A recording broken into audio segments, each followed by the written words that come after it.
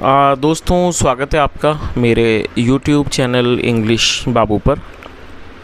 और आज मैं फिर हाजिर हूँ आपके साथ एक नई स्टोरी लेकर। और दोस्तों, आज जो स्टोरी मैं आपके लिए लेकर आया हूँ ये एक मॉरल स्टोरी है। बहुत ही मज़ेदार कहानी है। कहानी सुनने में आपको मज़ा आएगा। उसके अलावा दोस्तों, आज की इस स्टोरी में आपको कुछ नए इंग्लिश के वर्ड मीनिंग सीखने को मिलेंगे, उनकी करेक्ट प्रोनाउंसिएशन के बारे में पता चलेगा। और हमेशा की तरह जो इसका ग्रामर का पार्ट है उसे बिल्कुल डिटेल में कवर करेंगे, तो एक एक स्ट्रक्चर को आप बड़ी आसानी से सीख पाएंगे। तो चलिए दोस्तों, आज की इस कहानी को हम शुरू करते हैं। और सबसे पहले कहानी का टाइटल देखते हैं। कहानी का टाइटल है अरिथमेटिक वर्सेस ज्योग्राफी। दोस्तों, वर्सेस का मतलब होता है जब एक चीज़ का दूसरे से मुकाबला हो, जिसे बनाम कहा जाता है। गणित बनाम भूगोल। तो दोस्तों, ये आज की इस कहानी का टाइटल है, शीर्षक है। और अब मैं इसे पढ़ना शुरू करता हूँ। आपसे रिक्वेस्ट है कि आप इस कहानी को बिल्कुल ध्यान से सुने। यदि आज की कहानी में आपको कोई नया शब्द या फिर नया स्ट्रक्चर मिले तो आप उसको नोट करें। और यदि कहानी अच्छी लगे तो लाइक भी ज़रूर करें। तो चलिए इसको शुरू करते हैं। A foolish peasant was sad that crops take so long to grow। क्या अर्थ हुआ? A foolish peasant was sad। दोस्तों, ये जो वाक्य है ये एक सिंपल पास्ट का सेंटेंस है। सिंपल पास्ट का मतलब होता है जब हम पास्ट में कोई ऐसा वाक्य बनाएं जहां was या वर का यूज़ हेल्पिंग वर्ब के रूप में किया जाता है, साथ में नाउन या फिर एडजेक्टिव को लेकर वाक्य बनाया जाता है। और दोस्तों, फुलिश का मतलब होता है मूर्ख, और इसे भी आप नोट कर लीजिए, PEASANT। पेजेंट का मतलब होता है किसान। अब फुलिश पेजेंट का मतलब हुआ एक मूर्ख किसान। वॉज सैड, उदास था, दैट की crops take so long. Crops का मतलब फसल। फसल जो है वो लंबा समय लेती हैं, लॉन्ग टू ग्रो, उगने में। तो पूरी लाइन का क्या अर्थ निकला? A foolish peasant was said that crops take so long to grow. एक मूर्ख किसान उदास था कि जो फसल हैं वो बड़ा होने में, ग्रो करने मतलब बड़े होने में वो लंबा समय लेती हैं। I have sown a month ago and it will take another 2 months before I get the full 300 bushels of corn which grows in my field. क्या अर्थ हुआ? दोस्तों, ये जो वाक्य है ये प्रेजेंट परफेक्ट का सेंटेंस है। प्रेजेंट परफेक्ट का मतलब होता है वर्तमान में किसी क्रिया का पूरा होना, पाया जाना। ऐसे वाक्यों में हैज़ या हैव का यूज़ हेल्पिंग वर्ब के रूप में किया जाता है, साथ में थर्ड फॉर्म लगाई जाती है। सो का मतलब होता है बोना, थर्ड फॉर्म है सॉन। तो उसने क्या कहा? I have sown a month ago, मतलब मैंने 1 महीने पहले बुआई की है। And it will take another 2 months, और 2 महीने और लगेंगे। Before I get the full 300 bushels of corn, मतलब कि 3 बुसल्स। दोस्तों, ये एक हिसाब किताब है, ये वज़न है, मतलब कि 3 किलो कॉर्न मतलब मक्का की जो फसल है उसे मिलने में अभी 3 महीने और लगेंगे। विच ग्रोज इन माई फील्ड, जो मेरे खेत में उगती है। I don't want to wait so long. और दोस्तों, ये जो वाक्य है ये प्रेजेंट इंडेफिनिट का नेगेटिव सेंटेंस है। जब हम प्रेजेंट इंडेफिनिट में नेगेटिव का वाक्य बनाएंगे तो डू नॉट या डज नॉट का यूज़ हेल्पिंग वर्ब के रूप में किया जाएगा, साथ में वर्ब की फर्स्ट फॉर्म लगाई जाती है। और दोस्तों, इस वाक्य को बनाने में 2 वर्ब का प्रयोग किया गया है। तो जब हम कोई भी ऐसा वाक्य बनाएंगे जहां हम 2 वर्ब का प्रयोग करते हैं तो पहली वर्ब के बाद हमें टू का यूज़ करना है कंजक्शन के रूप में, और टू के बाद वर्ब की फर्स्ट फॉर्म लगाई जाती है। तो क्या अर्थ हुआ? I don't want to wait so long, मैं इतना लंबा समय इंतज़ार नहीं करना चाहता हूँ।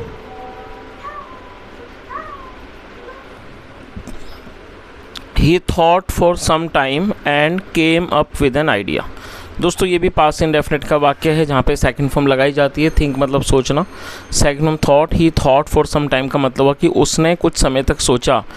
And came up with an idea, फिर उसे एक विचार सूझा। Why don't I reap today. दोस्तों, रीप का मतलब होता है काटना। तो उसने क्या सोचा? Why don't I reap today, मैं आज ही क्यों ना काट दूँ। एंड गेट 100 bushels इंस्टीड, और इसकी बजाय 100 बुशल ले लूँ, प्राप्त कर लूँ। गेट मतलब प्राप्त करना। तो पूरी लाइन का क्या अर्थ निकला कि उसने क्या सोचा कि मैं आज ही क्यों ना काट दूं फसल, और 100 बुशल जो फसल है उसकी बजाय वो क्यों ना ले लूं। आगे देखिए, If 300 bushels grow in 3 months, then I am sure to get 100 bushels in 1 month. उसने क्या सोचा, यदि 300 बुशल्स 3 महीने में ग्रो होती हैं, 3 महीने में मतलब उनकी पैदावार होती है, वो बढ़ती हैं, देन फिर आई एम श्योर मतलब मैं निश्चित, श्योर का मतलब है किसी बात का पक्का यकीन होना, तो उसने क्या सोचा, देन आई एम श्योर फिर मुझे यकीन है, टू गेट 100 बुशल्स इन 1 मंथ फिर मुझे 1 महीने में 100 बुशल मिलने का यकीन है, भरोसा है। I am good at arithmetic Indeed, और उसने क्या कहा कि, और दोस्तों ये जो वाक्य है ये सिंपल प्रेजेंट का वाक्य है, जैसे सिंपल पास्ट में वॉज या वर्क का यूज़ किया जाता है वैसे ही सिंपल प्रेजेंट में इज एम आर का यूज़ हेल्पिंग वर्ब के रूप में किया जाता है। I am good at arithmetic Indeed, मैं इंडीड मतलब वास्तव में, मैं वास्तव में गणित में अच्छा हूँ। चलिए आगे देखिए।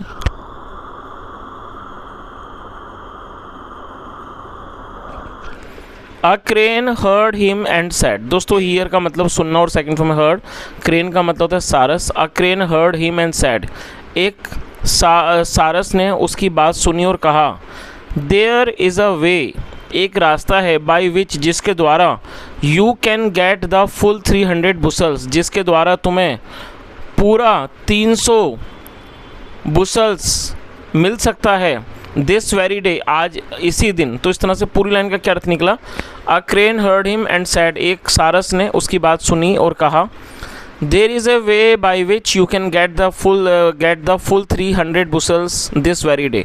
उसने क्या कहा कि एक तरीका है जिसके द्वारा आज ही, मतलब आज ही तुम्हें 300 बुशल्स मिल सकता है। हाउ, कैसे, आस्क्ड द फूलिश पेजेंट, मूर्ख किसान ने पूछा। आगे देखिए। You had stored up water in the pond to feed the crops for 3 months. दोस्तों यहाँ इस ये जो वाक्य है ये पास्ट परफेक्ट का सेंटेंस है। पास्ट परफेक्ट का मतलब होता है पास्ट में किसी क्रिया का पूरा होना पाए जाना। ऐसे वाक्यों में हैड के साथ थर्ड फॉर्म का यूज़ किया जाता है। तो उसने क्या कहा, यू हैड स्टोर्ड, तुमने जमा किया था, वाटर पानी, इन द पॉन्ड तालाब में, टू फीड पिलाने के लिए, द क्रॉप्स फसलों को पिलाने के लिए, फॉर 3 मंथ्स 3 महीने के लिए। A month has already gone by, और दोस्तों ये प्रेजेंट परफेक्ट का वाक्य है जहाँ पे हैज़ एफ के साथ थर्ड फॉर्म लगाई जाती है। गो मतलब जाना, थर्ड फॉर्म में gone. A month has already gone by, 1 महीना पहले ही गुजर चुका है। Water for the remaining 2 months, जो पानी है, रिमेनिंग मतलब बचा हुआ, फॉर द रिमेनिंग 2 मंथ्स 2 महीने मतलब कि बचे हुए 2 महीनों के लिए जो पानी है, is left in the pond, वो तालाब में बचा हुआ है, पड़ा हुआ है। लेफ्ट का मतलब बचा हुआ, तो पूरी लाइन का क्या अर्थ निकला, water for the remaining 2 months is left in the pond, बचे हुए 2 महीनों का जो पानी है वो तालाब में बाकी है। Why feed the crops for another 2 months, तो उसने क्या कहा कि वाई, फीड का मतलब होता है खिलाना पिलाना। वाई फीड द क्रॉप्स मतलब फसल को क्यों खिलाते हो, क्यों पिलाते हो, फॉर अनदर 2 मंथ्स 2 महीने और। यू कैन फीड दैम, तुम उन्हें पिला सकते हो, ऑल द वाटर सारा पानी, एट 1 गो एक ही बार में, 1 गो मतलब एक ही बार में। तो उसने क्या कहा, you can feed them all the water at 1 गो, तुम उन्हें एक ही बार में पानी पिला सकते हो। And you will have all the corn at once, और तुम्हें एट वंस एक ही बार में सारा जो कॉर्न है, मक्का है, वो मिल जाएगी। लेट आउट द वाटर, पानी को जाने दो, इनटू द फील्ड्स खेतों में, एंड सी व्हाट हैपन्स, और देखो क्या होता है। चलिए आगे देखिए। Are you sure this works, the fool wanted to know, क्या अर्थ हुआ, आर यू श्योर। और दोस्तों ये प्रेजेंट सिंपल प्रेजेंट का ही इंट्रोगेटिव सेंटेंस है। इंट्रोगेटिव में इज एम आर का यूज़ हेल्पिंग वर्ब के रूप में पहले किया जाएगा, फिर सब्जेक्ट, और उसके बाद जो भी नाउन एडजेक्टिव है उसको जोड़ा जाएगा। श्योर का मतलब होता है किसी बारे में पक्का यकीन होना, निश्चिंत होना। क्या अर्थ हुआ, are you sure this works, the fool wanted to know. और दोस्तों ये पास्ट इंडेफिनिट का ही अफर्मेटिव वाक्य है जहाँ सेकंड फॉर्म का यूज़ किया जाता है, और इस वाक्य में 2 वर्ब का प्रयोग किया गया है। तो पहली वर्ब के बाद टू का यूज़ किया जाता है, और टू के बाद हमेशा ही वर्ब की फर्स्ट फॉर्म लगाई जाती है। तो पूरी लाइन का क्या अर्थ निकला, are you sure this works मतलब क्या तुम्हें यकीन है ये काम करेगा। The fool wanted to know, मूर्ख जानना चाहता था। There are a lot of fish in my pond, मेरे तालाब में बहुत मछलियाँ हैं। डेफिनेटली दिस वर्क्स, निश्चित रूप से ज़रूर ये काम करेगा। Set the crane with confidence, सारस ने कॉन्फिडेंस के मतलब आत्मविश्वास के साथ सारस ने कहा ये ज़रूर काम करेगा।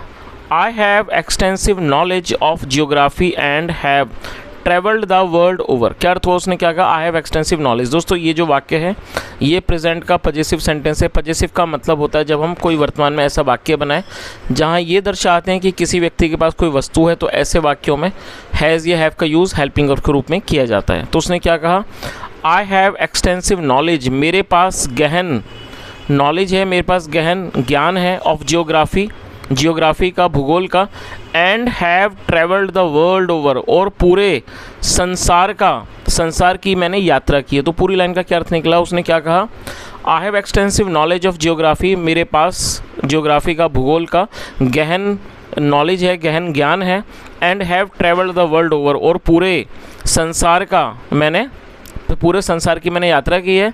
This is a widespread practice. दोस्तों वाइड स्प्रेड प्रैक्टिस का मतलब होता है बहुत ज़्यादा इस्तेमाल होने वाली कोई भी चीज़।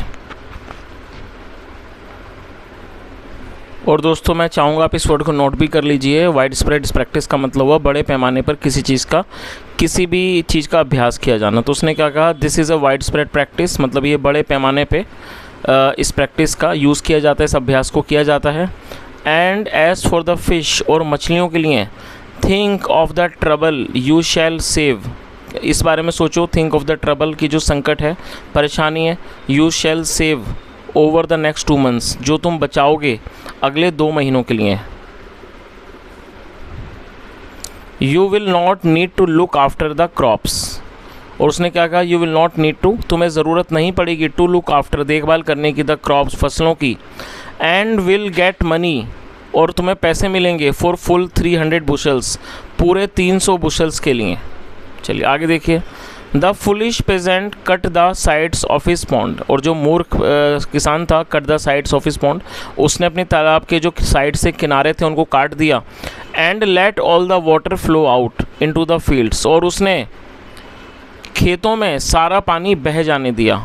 मीनवाइल, इस दौरान, द क्रेन, जो क्रेन था, सारस था, invited his friends and family, उसने अपने परिवार को और अपने दोस्तों को बुला लिया। इनवाइट मतलब बुलाना, second for invited.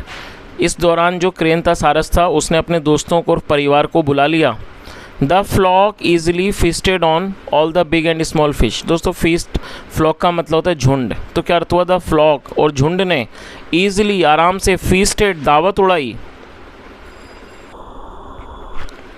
On all the big मतलब सारी बड़ी, एंड स्मॉल फिश, छोटी मछलियों पर, दैट हैड रश्ड आउट, जो कि बहकर आ गई थी, इनटू द फील्ड, खेतों में, अलोंग विद द वाटर, पानी के साथ।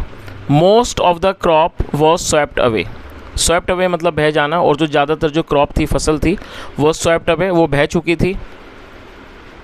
द रेस्ट, और जो बाकी थी, was buried in mud, buried मतलब दब जाना, वो दब गई थी, इन मड, कीचड़ में।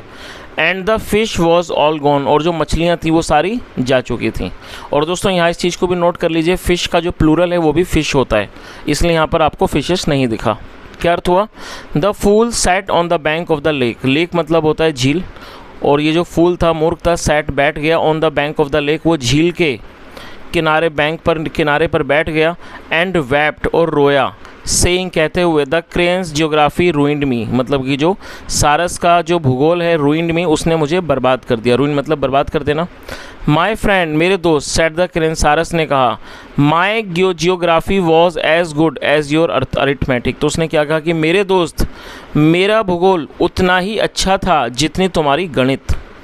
चलिए, तो दोस्तों इस तरह से छोटी सी कहानी यही ख़त्म होती है। यदि आपको आज की कहानी अच्छी लगी हो, मेरा पढ़ाने का प्रयास भी अच्छा लगा हो, तो आपसे रिक्वेस्ट है आप इस वीडियो को ज़रूर लाइक करें, शेयर करें, चैनल को भी सब्सक्राइब करें। यदि आपका कोई भी सुझाव हो तो कमेंट में ज़रूर बताएं। यहाँ तक सुनने के लिए thank you so much. Have a nice day and bye.